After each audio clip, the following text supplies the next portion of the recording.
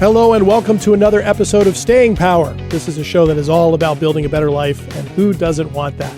I want that, you want that. Everybody you know wants that, whether they admit it or not.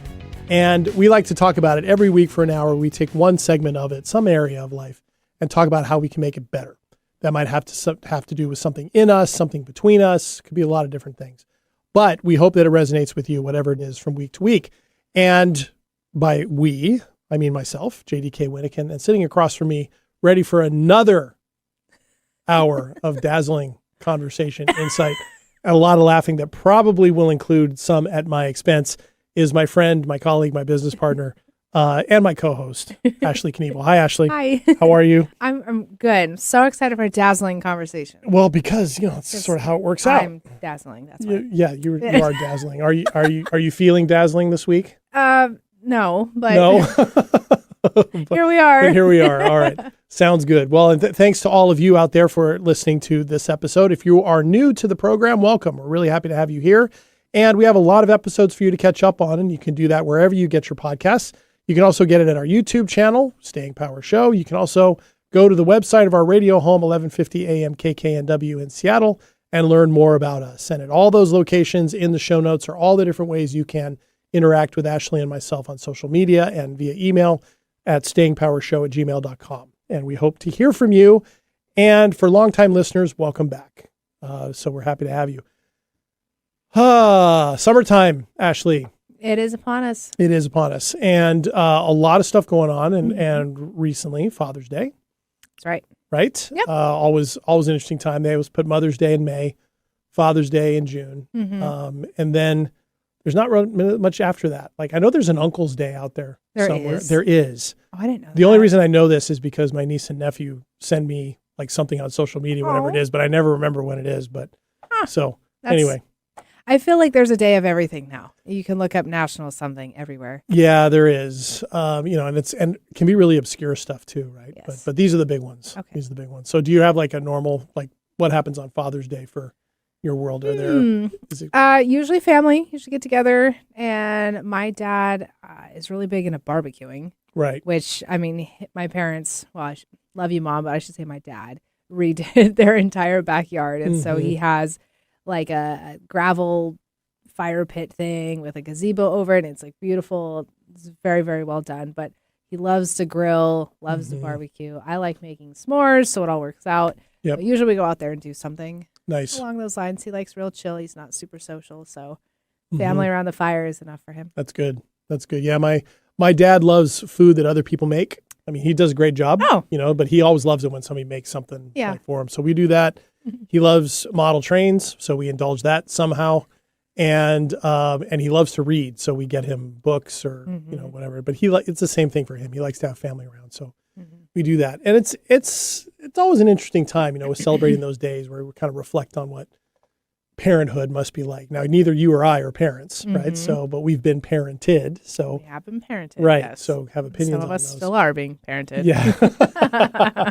Yeah, and so it was interesting to me, though. I always see a lot around those days on social media in particular about what is real motherhood or what's the best motherhood. And then with Father's Day, it's the same thing. And I don't know if you noticed it, but with Father's Day recently, there was kind of this inundation on social media about what is fatherhood, what is good fatherhood. And there's a lot of different opinions on that. And it's gotten wrapped up, of course, in kind of the resurgence of kind of notions of bro masculinity and things like that of late. But I thought what we could talk about is our experience, your experience, my experience with the men in our lives, in my case with myself, I suppose, about, even though I'm not a father, it seems to me that a lot of the things that we look at when it talks about fatherhood kind of miss the larger point that whatever kind of father you are is going to be a reflection on some level of the man that you are. And we would say the same about motherhood, right? So I thought we would dig in a little bit under that. You and I like to do this. Like we see what's out there on social media and dive in. Sure. So I thought we could talk a little bit about that. So are you comfortable digging in on this kind of stuff? I mean, like it is a reflection off, fatherhood is a reflection off of the inner self of that person as a man. But I think if you had children and you raised them actively, then how your kids turned out can, to an extent, be a reflection also Sure. of your fatherhood. So Sure. Yeah. Absolutely. And I've had a lot of talk with friends lately who either are parents or now have kids who are now becoming parents, and what they're experiencing, observing that, very different ways of parenting now than there were when these friends were raising these same kids. Right. So, because that is kind of interesting. I mean, I remember seeing that a lot, and maybe Mother's Day and motherhood kind of hits different just because a lot of my friends have become moms, and they're like, oh, like, I'm a new mom and there's no like manual on how to do it, which I think there are, not to say they're good, but there's certainly a lot of writings out there about things. Right. And yes, but it's kind of interesting. I always find it interesting, and this is very typical for holidays and celebratory days, that we acknowledge that everything around there is so heightened, and then like 2 weeks, 3 weeks, few months later, like it's all gone. Yeah. And there's like all this precedent set. We'll use Father's Day because it just happened. That about like what a father should be, and like what does that look like, and like you said, on social media, there's a lot of stuff coming out now, and it's like, but 6 months down the road, like all that'll be forgotten. 6 weeks down the road. Yeah. 6 days And down the like, road. Yeah. And I get, because the focus isn't on it. Yeah. And I guess like my question is like, as a father, why is the focus not still on it? Like as the rest of the year goes around, like, do they consciously think about like, I am actively a father? Like it is a job, essentially, in a way, that you took on a responsibility of raising something, a child, something. But it's like you go to work and that is your role, and that defines a portion of you. It's like you are a father. And I think sometimes it's so easy for people to get into their routines that they don't actively consider what kind of father I am, or what kind of father do I want to be, and wake up and consciously make that decision and act on it and show up as it. Yeah, I think there's some truth to that. And I think what can happen sometimes, and I've noticed this with friends of mine, I've noticed it in the conversations about this, it seems like fatherhood, or parenthood in general, motherhood or fatherhood, that sometimes people are pursuing that as if it's this thing that has to be discovered, right? Being a good father means this, this, and this. And there's going to be commonalities to that, right? Adjectives and traits and things like that we can say go into being a good father. But if good parenthood is something outside of ourselves that has to be discovered and built, that's setting oneself up for real problems, right? Because it's a super high standard, and who knows if there is such a universal thing as that. I know for a fact there are no universal children that are all alike, right? So anything having to do with parenting is going to be subject on some level to the uniqueness of the children and how, the personalities they seem to have inherently when they're born, and how all that works. Instead, it's interesting because, there's all these parenting skills books and all these things, and that's all fine. I don't see any problem with reading up on things and reading what the science is. I do it every single week on this show, right? Yes, he does. I don't see any problem and our with listeners do too, because of you. Right. Well, I appreciate that. Hopefully that's the case. But yet, I can't help but wonder, what if parenting skills really isn't what this is primarily about? What if being a good father, for the sake of the focus today, isn't primarily about parenting skills, but it's more about the things within the man who is becoming the father, or who's growing as a father? His self-awareness, his emotional regulation, his sense of responsibility, his ability to be present. And I don't just mean being around, right? Yeah. Yes. There's being present, meaning being in the space, and there's presence, right? Actively engaging in that space, and elements of character. I mean, it seems to me fairly obvious, but it seems to have gotten lost in a lot of these conversations, that whatever a man has cultivated within himself is what's going to come out in his parenting.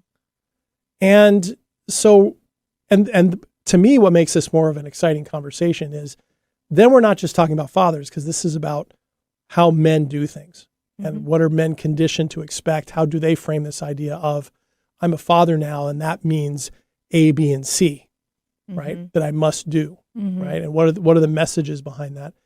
And frankly, if all of that was working, right? If all of those notions were working, there wouldn't be such challenges with parenting. Right. So what's not working?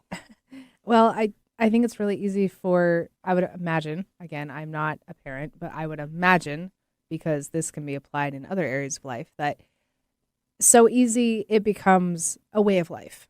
Mm-hmm. Fatherhood, parenthood, motherhood, whatever. Yeah, It becomes routine. a way of life. Right. Yes, instead of it being like a verb, like an action that you're consciously doing. Like we say about love. Love is an action. It is a consistent thing that you have to choose to engage in and display and show. It's not like person across from you is going to feel loved because you love them.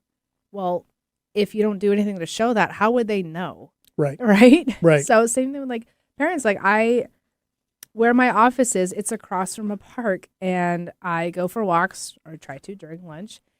And so often I see parents and fathers with their kids at this park, and it's cute little kids running around, dads looking at their phones. Yeah. They look up every once in a while to make sure their kid's alive and somewhere on the park, play toys, and then they go back to their phone. Yeah. And part of me wonders, how much of a pat on the back do they give themselves when they go home and like, oh, I was a good father today, I took the kids to the park. Yeah. And I'm like, well, great. But you were really you at there. the park? Right. That's not You presence. were you were in your phone. Wherever your phone went is where you went. Like, put the phone away and actively engage in your kids playing. Or like, if you want them to play with their friends at the park, great. Sit and watch them. Like, observe your children as they're growing and they're interacting with kids. And like, to be an actively engaged person as a father means you have to be an actively engaged person. Yeah. You have to be paying attention to what's happening in the world if you're going to raise a kid to move through the world. Yeah. And that's the thing I keep coming back to, because it's got to be more than just the parental skills, because we all know people who've read books on stuff and they're like, I've read that I need to try this, but it doesn't work, because if it's just about skills, you can't connect that necessarily to how you view yourself and how you view the world. And it's not going to work if you can't connect the two. That's so true, because we're raised and we have our experiences from childhood to adulthood. And then we take those experiences and then we're trying to raise a child. And what they're going through is going to look different than what we went through. And so we think like what we did worked great. And so we're going to implement that on them. Or the opposite. Or the what didn't opposite. work Yes. great. Right. And it's like, I think what would be great is if people, again, were aware and tuned into the world through their child's eyes a bit more, of like, what are they going through right now? What does the world look like to them right now? Wherever they are in their stage of development. Yeah, in their stage of development and life. Like, example, like bullying is terrible for young children. Yep. And I know it is something that parents are having to actively engage in right now because it's so widespread. And I know at some point generations were like, like just be tough, like just hit them back or whatever. And it's like, but that might have worked when you were younger growing up, but the generations below us growing up, that doesn't work anymore. Yeah. And you taking your old school mentality of how to deal with it will not be applicable for the modern day mentality of it. And it's like, how can men specifically tune in and have so much awareness in the present day of what their kids are going through and what they're dealing with, that they can parent the present instead of parenting the past? Ooh, that's really well said. Once again, I don't know if there is a clear universal answer to that, but what I will say is I think you're onto something. And the challenge, of course, is that with that, in addition, is it can go the other way. I was talking with some friends just in subsequent nights not too long ago, all of whom who are parents or are new grandparents watching their kids do this. And they're noting a whole generation of kids is getting raised where parents are just protecting them from any kind of discomfort, any kind of challenge, giving them whatever kinds of things that they want, right? And that's not necessarily helping either, right? It's this interesting thing because it all comes from a good place. Everybody wants, anybody who's doing reading and studying on parenting and having, conversations about it clearly cares on some level about being a good parent. But that raises that same point. To what degree are parents, because there's so many different ideas out there and so many standards that can be determined by your political leanings, by your religious affiliations, by the culture that you're from, by the neighborhood you live in, to what degree are they focusing on how well they do all those things at the expense of understanding who they are as a person that makes them a unique parent? Right.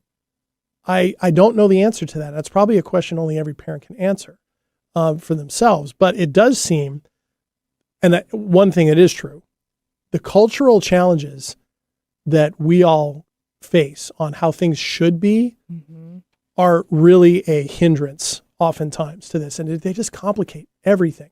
Because if you spend any time on social media or regular media or looking in a bookstore even, you will find dozens, if not hundreds of different theories on how best to raise kids. And this is what you do.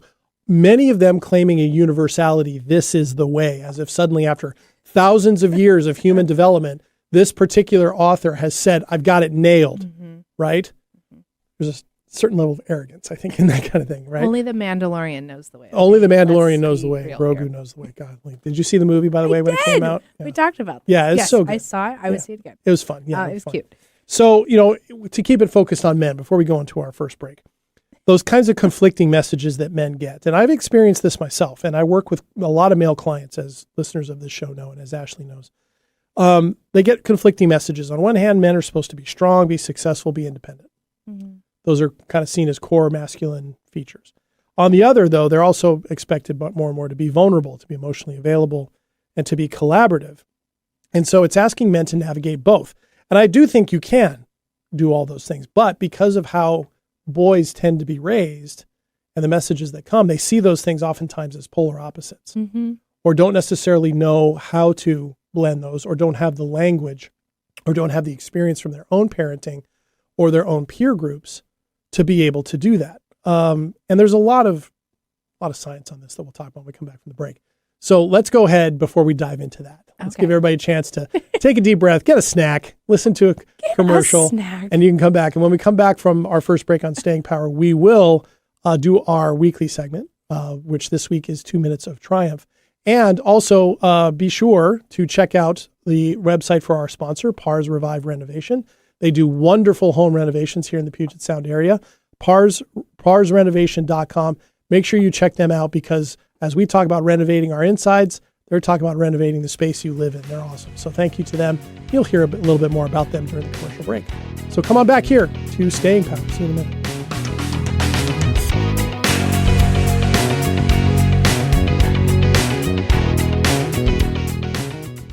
On Staying Power, we talk a lot about building a better life. And a big part of that is the space you live in every day. That's why we're excited to partner with Pars Revive Renovation, helping homeowners across the East Side and Puget Sound create spaces that truly reflect who they are. Whether it's a kitchen, bathroom, or full home renovation, Pars Revive focuses on thoughtful design, quality craftsmanship, and your unique vision. Because just like personal growth, your home should evolve with you. To learn more, visit ParsRenovation.com. That's PARS renovation.com and start building a space that supports the life you want to live. Don't ask me to talk. There's a lot of talk out there. Political talk, sports talk, girl talk, trash talk, and so on. But there's only one, Don't Ask Me to Talk, helmed by conversational off-roaders and podcast pals Eric Ryder and Stacy Heller. They follow every tangent they encounter, from cultural blind spots to their infamous weekly Wheelo topics. Listen wherever you listen to your fave podcasts. Subscribe and share too. Or tune in every Saturday at 3 p.m. or Tuesday at 4 p.m. on KKNW. Get your daily dose of variety. Alternative Talk 1150. Welcome back to Staying Power. JD here with Ashley. Hello. We are talking about the challenges for men in fatherhood, but really kind of digging into this idea that what makes really a quality father is the degree to which a man understands himself and knows how he operates and what he's trying to do and can be aware and present in the world. We'll get back to that in just a minute. But before we do that, it's time for our weekly segment where Ashley and I take 2 minutes to talk about something that's happened in our week, what it was like, what we learned from it, all in the name of connecting, sharing with all of you, and kind of building all of that, which is a key part to building a better life. So here we go. 2 minutes of triumph.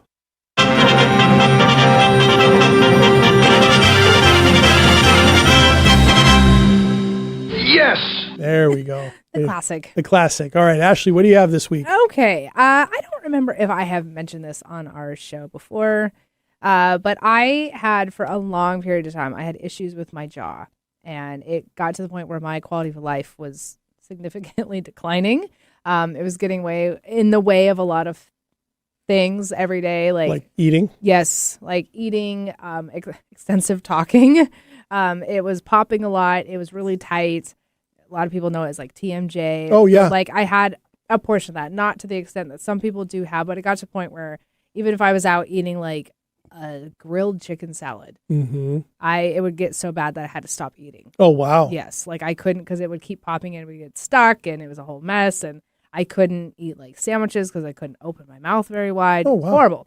I have gotten a night guard. I've gotten some adjustments made on it, and world of difference. My quality of life has significantly improved. I'm so grateful for it. Oh, that's great. This has been like probably a 6-month process. Oh, wow. And I can finally yawn like normal now without my mouth getting stuck open and really awkward things So like it can that. lock like that? Yes, it can actually Wow. lock like that, and you have to like go in there and unlock it. Oh, It's a mess. But it doesn't happen anymore. wow. So I'm improving. That's great. Congratulations. Thank That you. has to help. When I was in Yeah. second grade, I was playing baseball, and I got hit in the face Oof. with a pitch. And actually, it was this left side because I'm right-handed. And it hit me in the face, and I remember being shocked by it at first. And I fell to the ground. It didn't break anything, but my jaw wouldn't work for a minute. And I'll never forget my coach coming out, looking at me, kind of like, you all right? You all right? Yeah. And I went, yeah, I think, but I can't. And he like grabbed my face and went and put it back in the pop. And to this day, it can still pop a little bit Oh, here wow. and there. Yeah. Interesting. So I can't even imagine how painful and scary that must be when it locks. Yeah, and it's uncomfortable, and it's, yeah. So Well, we're that's a beyond triumph that. worthy of celebrating. Thank That's you. very good. My triumph is I had listeners know I've been talking about my new career path these last few months. And I've known and talked about how the learning curve can be extensive and be challenging. And anybody who's done anything new in a new job knows what I'm talking about. And if you're doing something completely brand new, it's even more so. My triumph this week was that this past week I had more days where things started to click, like pieces of understanding that felt disparate once upon a time, all of a sudden started to blend together into a discernible pattern. And I started being able to like plot out my days more effectively and how I'm going to approach things. All of that started to finally happen in the last week. Wow. And it's really good because for me, that helps bring down my anxiety and my, the pressure that I put on myself, right? The pressure of being in the business is just being in the business, right? You're just doing the job. But for me, that learning curve feels like it's evening out a little bit more. And so that felt really good. And not only did I notice it, but the other people I worked with noticed, and it's going to help make their lives easier, right? They're like, yay. Yay, the finally. new guy's getting it. Well, yeah. there's a whole process to that. But like getting, like you said, those little pieces connecting together is ground level for like your confidence to grow. And Absolutely. it needs something to grow on. Absolutely. So that's Absolutely. fantastic. It's nice. Congratulations. Thank you. And now I kind of know where like I know enough of the lay of the land to know where I need to go to work on something next. I'm starting to recognize that. And that feels really good. That feels really good. So that was my triumph for the week. That's a huge triumph. Yeah, I thought so too. Okay. All right. Amazing. Okay, so let's get back to talking about, what makes men tick effectively, right? Well, and, that's a different question. Well, to a degree, but when it comes to raising their kids and how they understand themselves as fathers, really has to come back to how they understand themselves as men, how they experience themselves, how they experience other men, how they experience other people in their lives, whether they're men or not. And this kind of work is really important and personal to me on some level because I've talked on this show before, Ashley, and you know the details of this very much so. A lot of the work I had to do on coming out of addiction had to do with this very kind of work, right?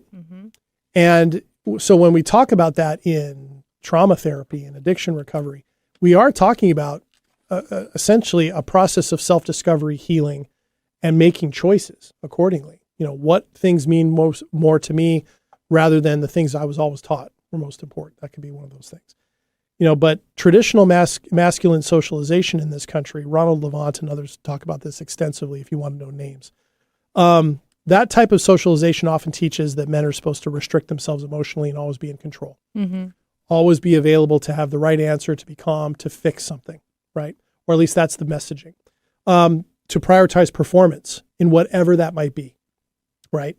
Everything from being able to show up in relationships to sexual performance to job performance, all these things. The more you perform, the more of a effective man, real man you are. That's kind of the messaging.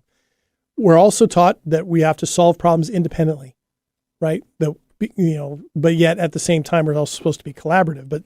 And those things all by themselves are okay, right? It's okay. There's self-sufficiency in some of that, right? And you can't just be emotionally falling apart everywhere you go all the time, right? Or, vomiting emotions over everybody.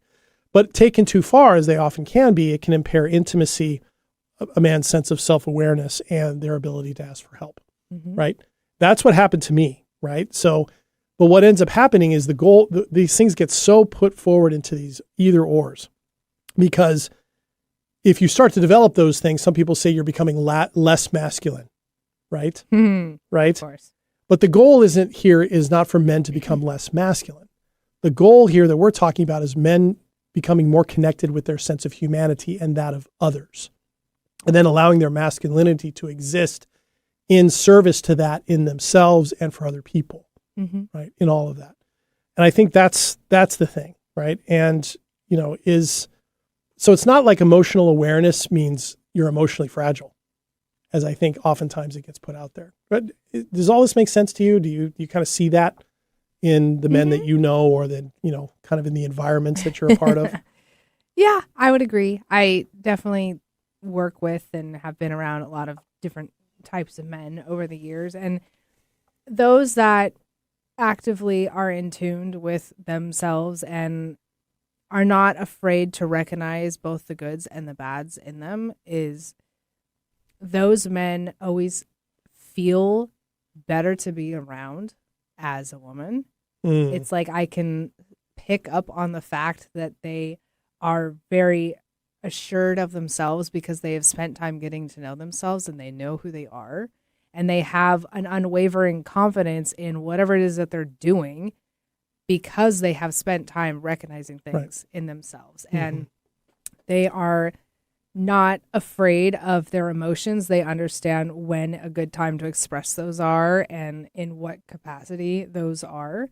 Like you said, you don't want to be just going around like vomiting your emotions on people, or, like a lot of times people will come to them because they're looking for a stronghold or they're looking for a safe space. And it's in our nature as women to find that. And if we find that in a man, then we are more attracted to them. But it also helps us grow as women, right, in that regard. And so it is interesting when I have been around people over the years, and it's naturally like I would distance myself from those that I could sense were not there. We're kind of emotionally all over the place and dysregulated, and we're not confident in who they were. And I could see other people as well. They weren't exactly the most popular people. They didn't have a lot of friends. And part of it is like, it's unfortunate to see that because they're like really great people. And I'm like, and there's just areas, there's like all these like little seeds under the surface. And I'm like, if those things popped and grew, you would be incredible. And they're all there. It's like all those little potential seeds are just sitting there waiting to be watered and fertilized and grown. And so many times I just have seen like men choose to not do that instead. Right. Why do you think they choose not to do that? Because I don't think they actively think about it. Or it's uncomfortable. Right. Or they are not in circles of people where that would be accepted. Yeah. Right. A lot of times, like their home life, it's not accepted. Right. It's not welcomed and encouraged.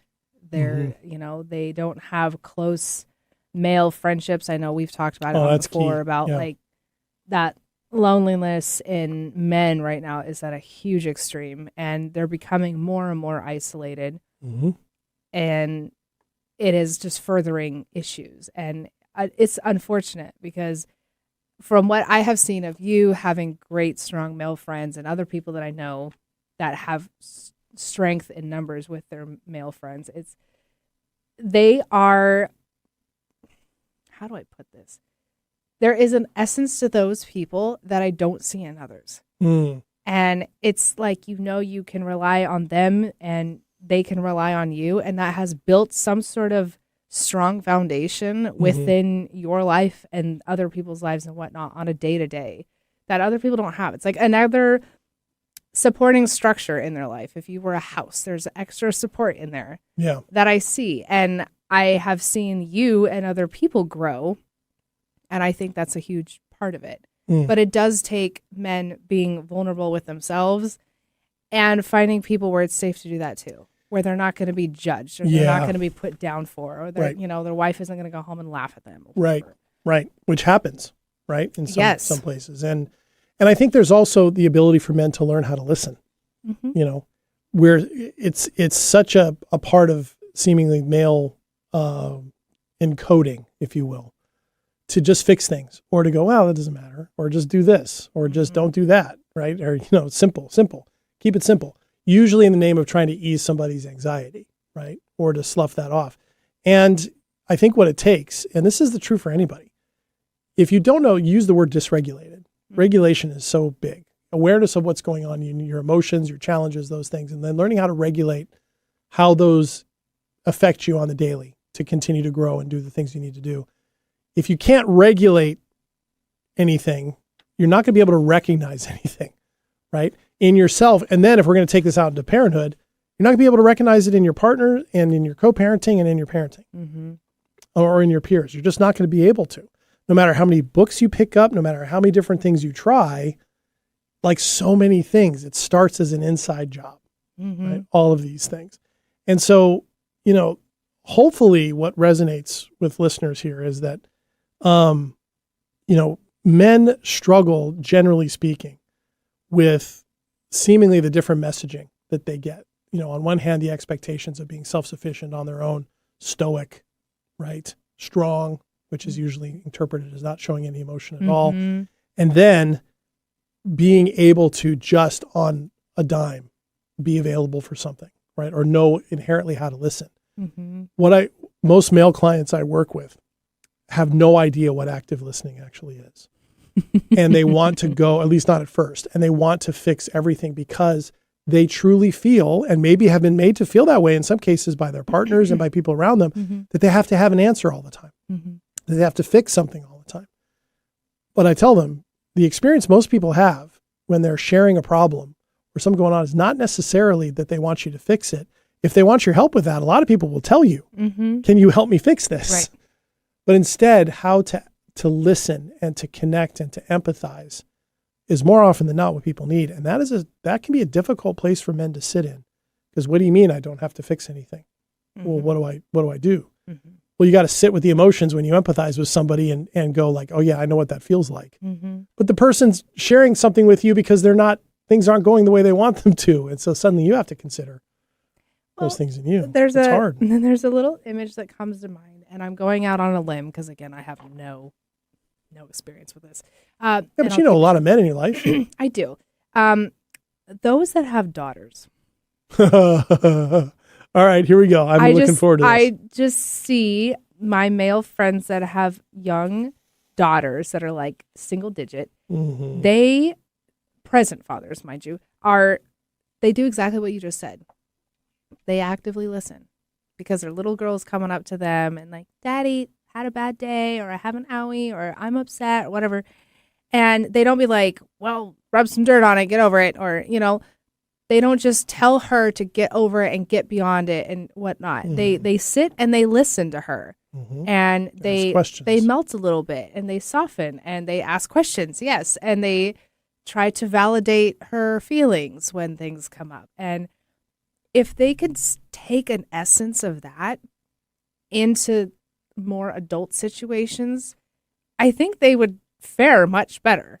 You don't have to act like everyone's a little girl, but just the idea of like, listen to what they're saying and don't just give them a flat, like, here's your to do, go do this and it'll be fixed. Yeah. It's like if they could take an essence of that, I think they would just be so much better off. They would, and I've used this with clients, including recently, asking the simple question, in this conversation, are you wanting me to hear you, help you, or handle this? Or some combination of that, right? Because one of the things that we've talked about on the show before too is one of the chronic problems between people is this idea that we should be able to read each other's minds, particularly when we're close. right? How many times you hear, I shouldn't have to tell him or shouldn't have to tell her. Yeah, they should know. They should just know by now. Right? It's like, well, we can't read each other's minds. And so what is it that you need? Do you need me to hear this? Do you need me to help you with this? Is there something here you want me to handle? Right? And I think sometimes men can be fearful, particularly in partnerships, that that they have to pass a test somehow in a given moment. Like, is this a moment where I just need to handle it without saying so? Sure. Or is she going to be upset if she has to say, yeah, I want you to handle this? Because I think it's a really valid point. Yeah. Ask the simple question. Simple question. Simple It'll question. take you out of trouble every time. It will. At least I'll give you a roadmap. Okay, let's go and take our second break. When we come back, we'll start talking about some practical things that we can do, that men can do in particular. But I think this resonates with just about anybody. This in the end is a larger human question, not just about men. We'll be right back here on Staying Power. Stick around.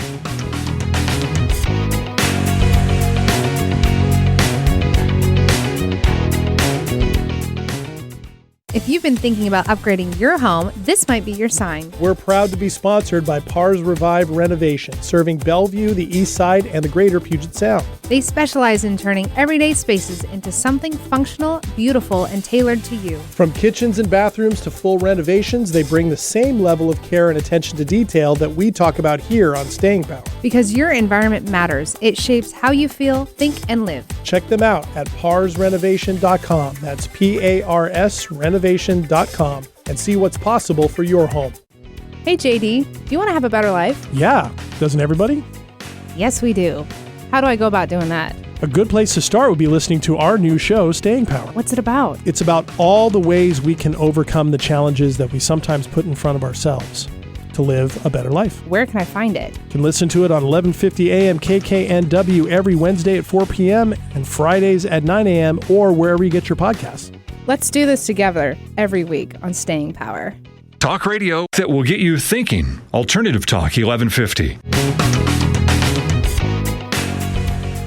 Welcome back to Staying Power. JD here with Ashley. Hi. We were just laughing about something during the break. None of your business. But anyway, that makes it sound like it was bad. It wasn't. It was just silly. Anyway, we're here talking about sort of the challenges men face in connecting with themselves and therefore then with their parenting, right? That more or less. But we've moved really kind of far afield of that at this point. But a couple of points I want to make as we get into the practical things here.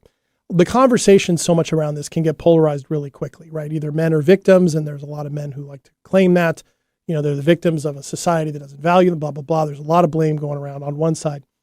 And then there's the extreme on the other side that men are exclusively the problem, and there are elements of things in there that are worth taking very seriously, right? And certainly the rise or the increased obviousness of misogyny in the world that we live in is a horrible chronic problem that has to be addressed. And I do not think it is matched in the other direction, right? No.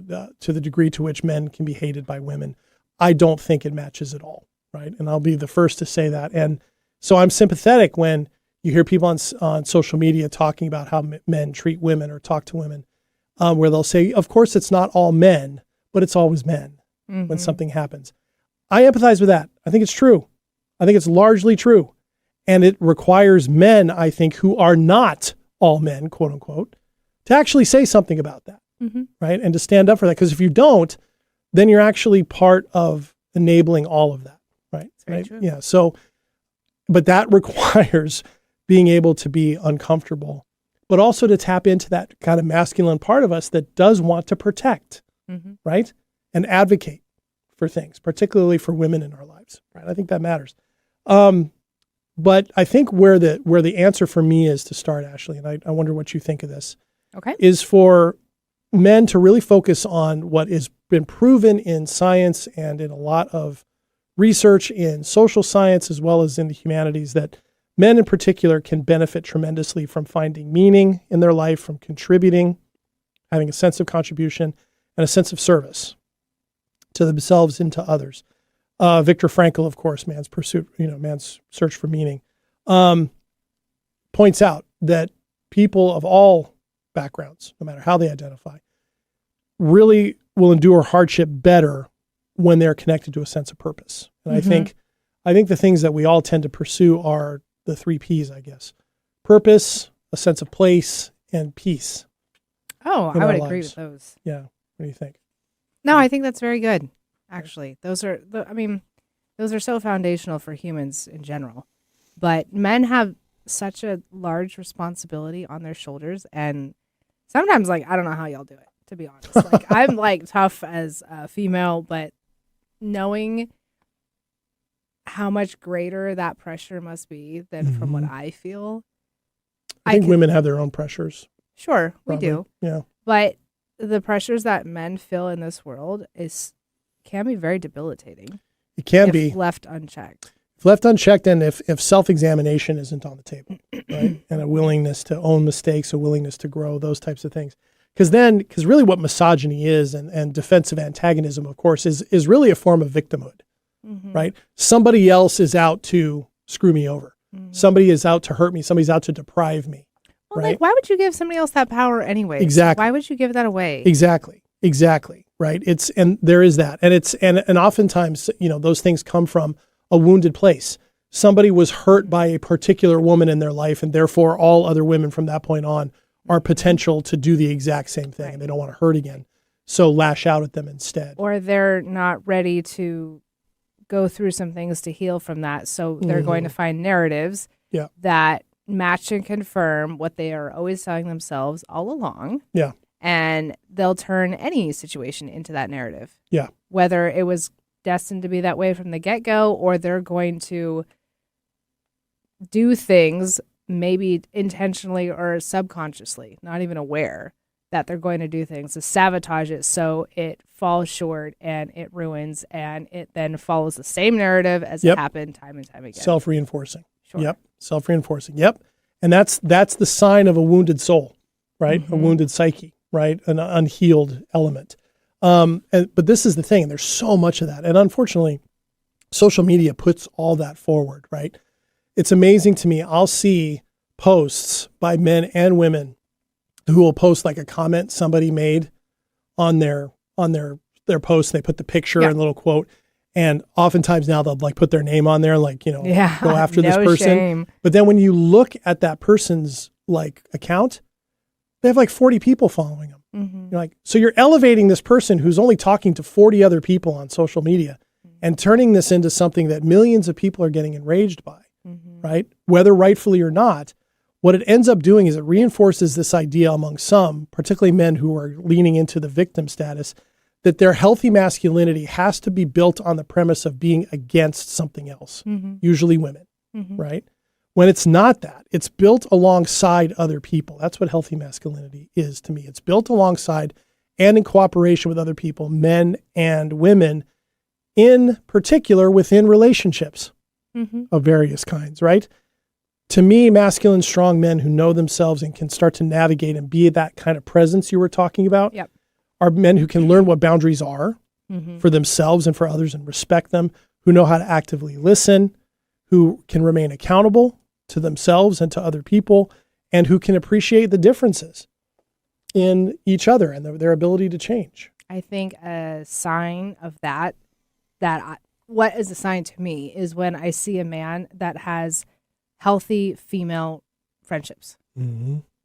Whether maybe a little bit less if he is in a relationship himself, but men who are single and have healthy female friendships is a true sign of all of those things, because they have learned how to master accountability, how to listen, how to show up for another human being without an intention. Yep. And without anything cluttering it. Right. Not with the intention of trying to get something out of it, and not having the people that you want something from be the only ones you become friends with. Yeah. If you have befriended somebody that, you never liked beyond just them, you didn't have any sort of attraction or interest in them, but you were like, I see value in this person and I just want to be a good friend to them, and vice versa. I think that's really healthy. Yeah. And how much do we not see that? You have to look for it, right? And you have to seek it in different places, and you actually have to pursue it in yourself first, and then let that process help connect you to the people that reflect that. If men don't ever have boundaries and any sort of structure within themselves, like you said, like what you fail to recognize inside and what you left unchecked is going to just ooze out of you. It's Yeah. going to be like, it is going to be the life experience that you have designed for yourself. Mm-hmm. And a healthy person who is looking inward of like, no, I want to set good expectations and boundaries for myself. And I want to be a really good friend to myself and value myself and learning what that looks like.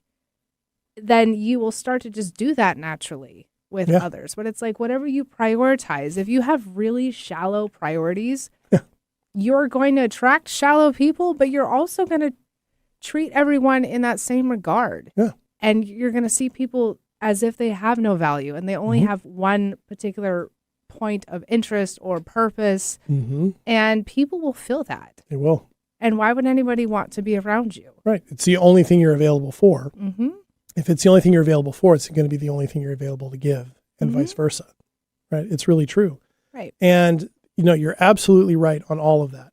And so being able to then find people and be willing to connect and ask yourself questions and push yourself into discomfort is part of that. But that's the part of the problem that men seem to face, at least the men I work with.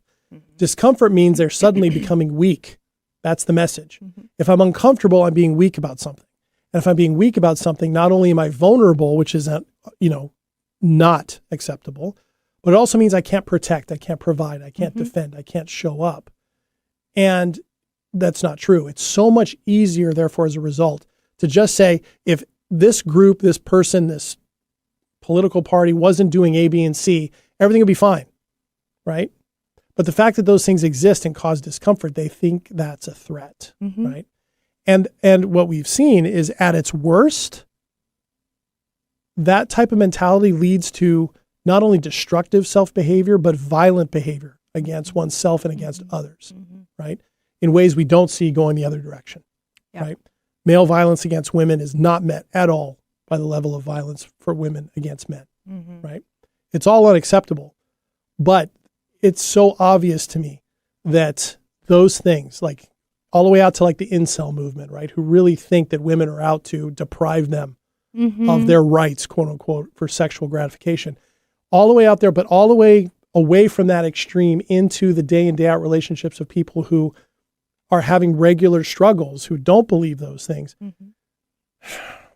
It's even at that level, the less extreme level, it's causing harm because growth isn't happening. And if a man can't connect with that and engage in that and dig deep into his relationships, and then you add a child into that, it's not going to improve matters, right, in that at all. And so being able to say, what am I actually feeling? So many of my male clients, I sometimes have a deck of cards that I hold that have emotions written on them. And we'll talk about something and I'll notice and I'll say, what are you feeling right now? And they can't name it.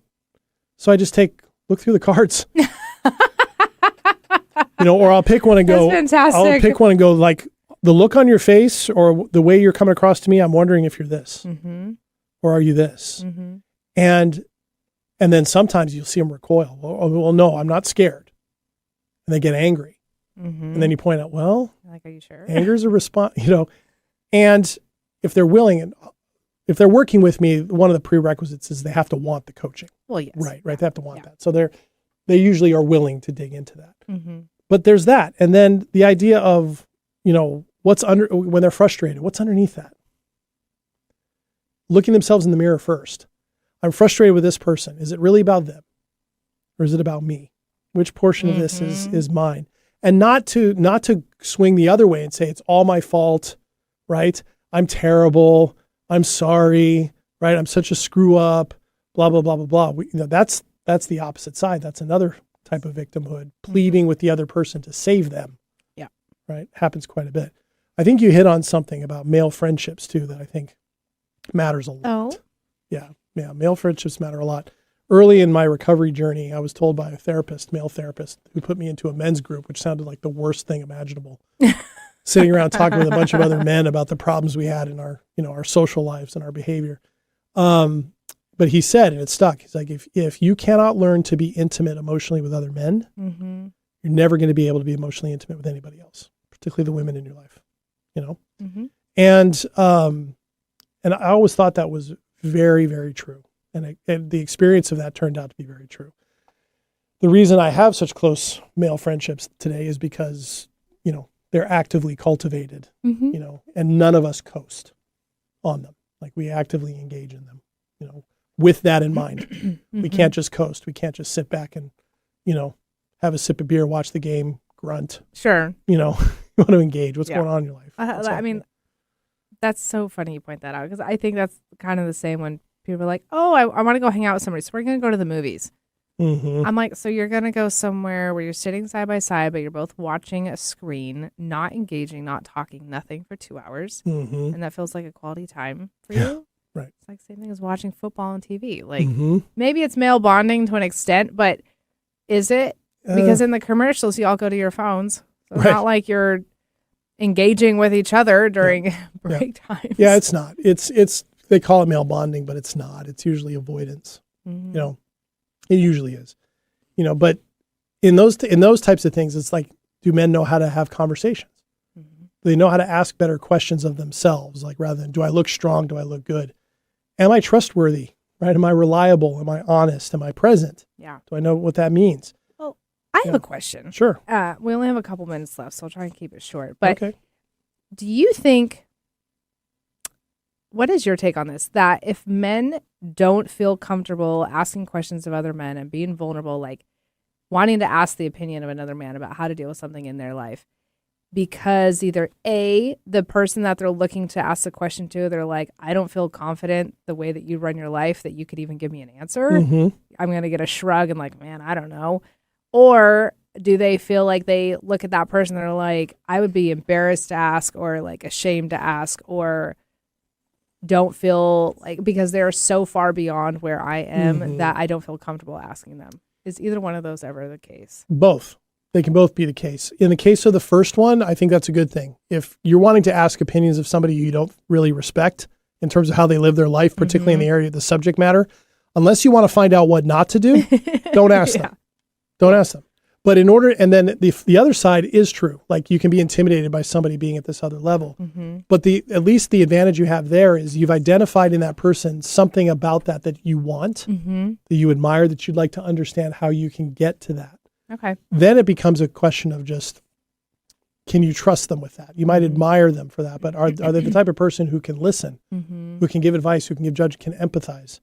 Men need that just as much as anybody else does. Well, they're human. Of course they are, of course.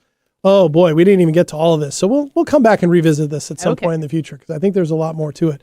But Ashley, thank you for that. I think Thanks for the topic, JD. Yeah, I think that was an interesting one. Hopefully all of you found that interesting and helpful and applicable in your own life. And I hope so. Thank you so much for joining us for this episode of Staying Power. We're going to be back in a week to talk yet again about another way we can build a better life. And remember, you can reach out to us at our email, stayingpowershow@gmail.com, or on social media. All those links can be found in the show notes, wherever you get your podcasts, at our YouTube channel, Staying Power Show, or at our radio home, 1150 AM KKNW. We'd love to hear from you. Thanks to our wonderful sponsor, Pars Revive Renovation. You can visit them at parsrenovation.com, P-A-R-S, renovation.com. And if you reach out to them, let them know that you heard about them from us and see what happens. They're big supporters of us. So thank you to them. But most of all, thank you to you. The show does not happen without you. Thanks for being here. We look forward to seeing you next week. I am JD. And I'm Ashley. We will see you soon. Thank you, everybody.